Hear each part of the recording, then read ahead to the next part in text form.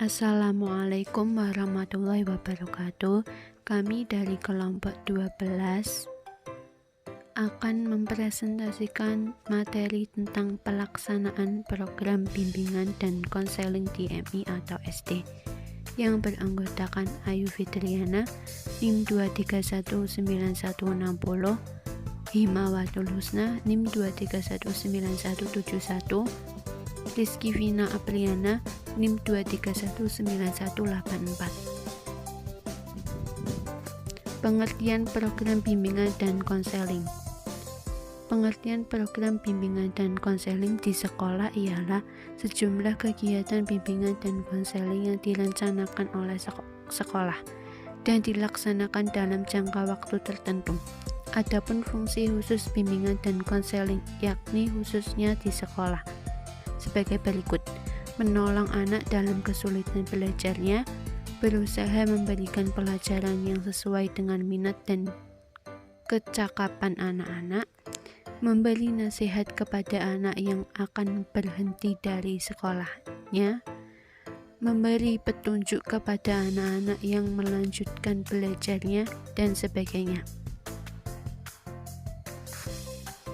Peran bimbingan dan konseling. Dalam proses pembelajaran siswa, setiap guru mempunyai keinginan agar semua siswanya dapat memperoleh hasil belajar yang baik dan memuaskan. Harapan tersebut seringkali kandas dan tidak bisa terwujud karena banyak siswa tidak seperti yang diharapkan, maka sering mengalami berbagai macam kesulitan dalam belajar.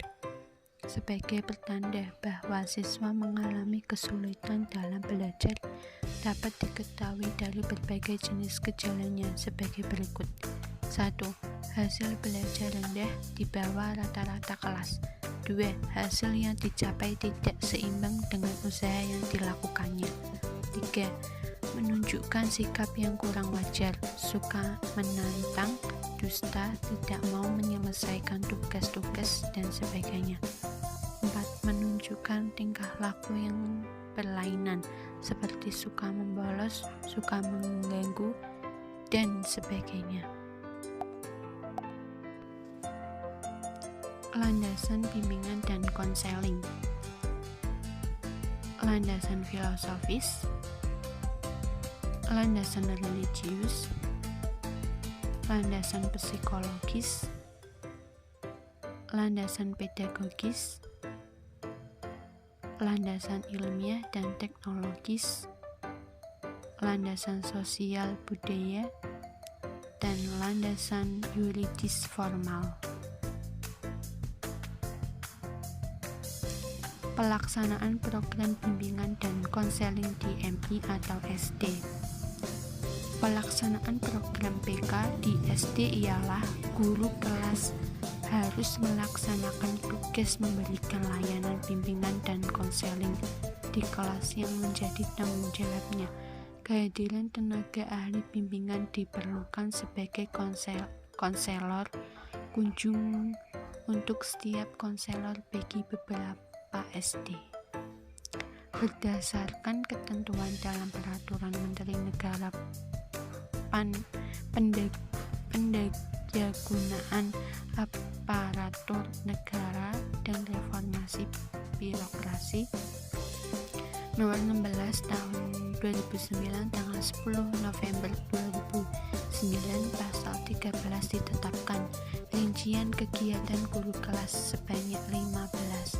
Pada Budil ditetapkan guru kelas bertugas melaksanakan bimbingan dan konseling di kelas yang menjadi tanggung jawabnya. Pernyataan ini menegaskan bahwa pelaksanaan program BK di SD itulah guru kelas. Personil lain selain guru kelas seperti guru mata pelajaran tugasnya membantu guru kelas dalam melaksanakan bimbingan.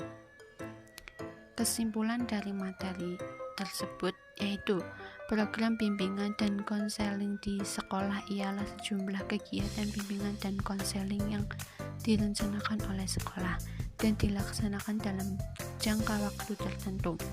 Landasan bimbingan dan konseling meliputi beberapa landasan, antara lain yaitu landasan filosofis, landasan religius, landasan psikologis, landasan sosial budaya, landasan ilmiah dan teknologis, dan pedagogis.